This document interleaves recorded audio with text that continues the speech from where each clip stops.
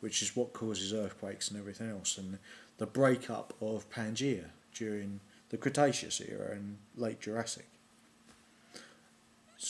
But you can see today, it's places like China and Vietnam and Cambodia, massive cave systems, and those have been created because of the injection of more water into the water table, which is eroding those rocks and making more niches for life. Okay, so you've got that process going on.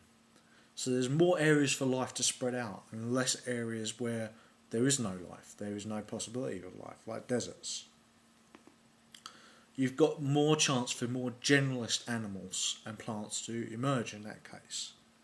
And you've got the important factor that instead of predation on each other and the destruction of different genetic mutations which are speeding up because of this process, it's just like a self-seeding, like a vortex of more and more inputs going into the system. You've got more calories being provided by flowering plants to insects. So insects no longer need to be individuals. They can start to make things that can break down cellulose, like termites, which are an extremely important development in nature. Now rotten wood is not broken down by funguses and other sort of things that are blocking off further use of that by other animals and plants.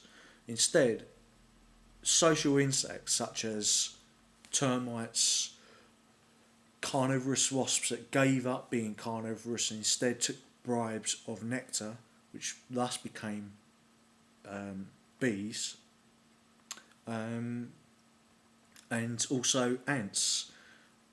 Apart from bees, the termites and ants both developed a system where they took rotten material, or in the case of most ants which are omnivorous or partially carnivorous, actually took the bodies of their prey into their nests to feed fungal gardens, which they then fed on.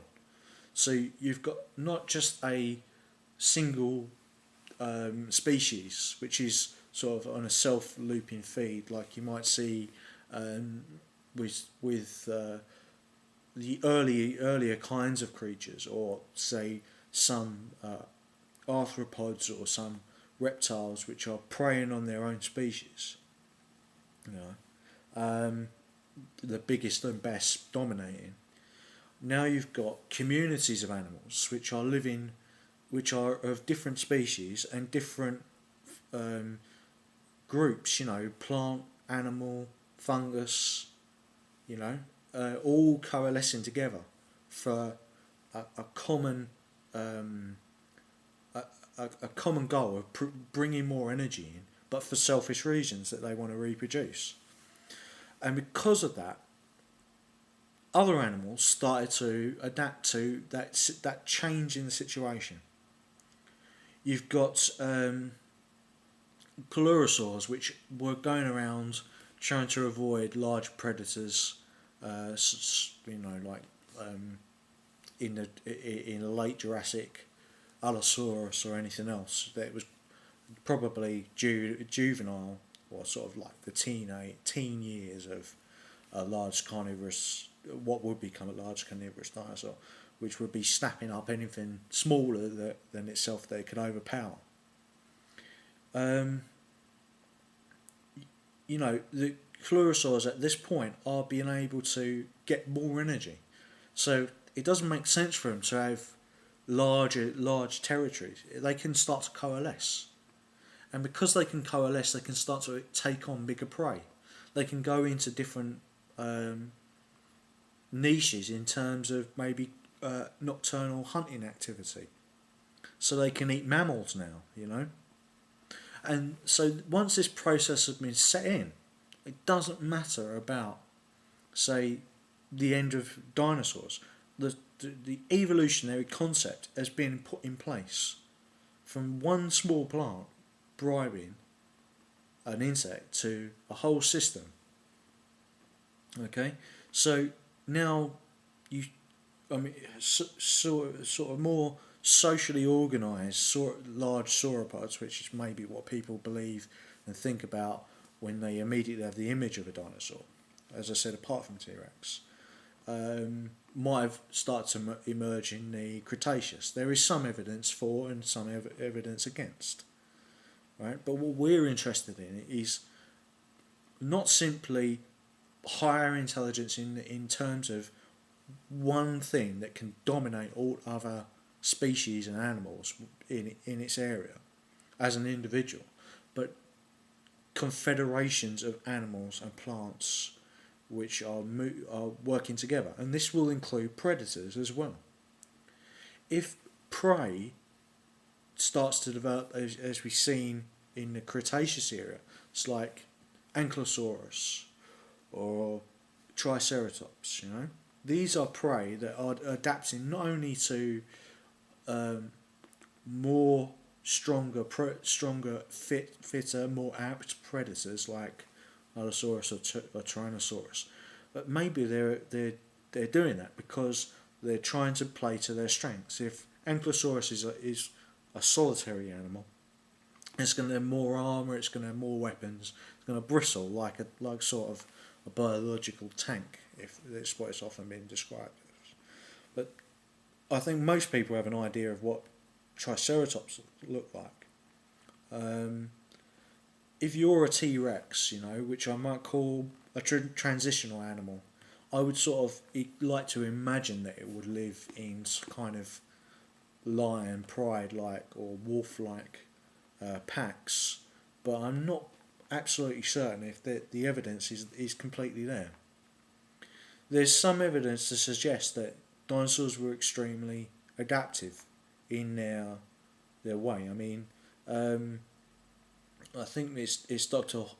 Horner who, you know, if everyone from the 1990s has seen Jurassic Park, that was the guy who everybody sort of used as a template for the paleontologist in that movie.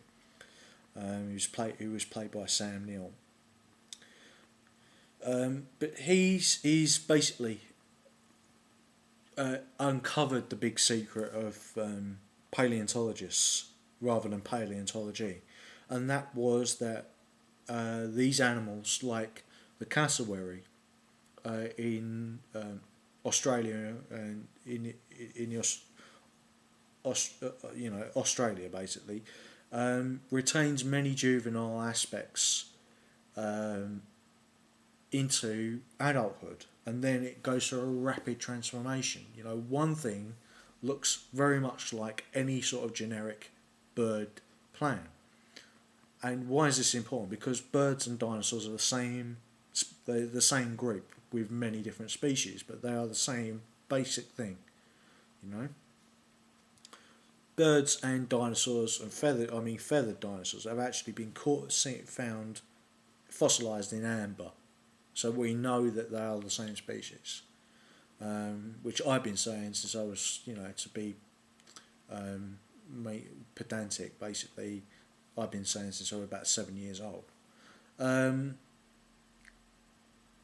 I'm talking about like the 1980s. You know, sort of everybody goes through that thing where they're very interested in the natural world. But, you know, I mean, why is it important? I mean, I could have used dromaeosaurs or something like that, which are obviously social, more intelligent, nocturnal. You know, basically the sort of highly developed coelurosaurs that you see in the Cretaceous that are sort of the template for the velociraptors in Jurassic Park, which were actually Deinonychus, basically. They just changed the name. But Velociraptor, of course, is a real animal.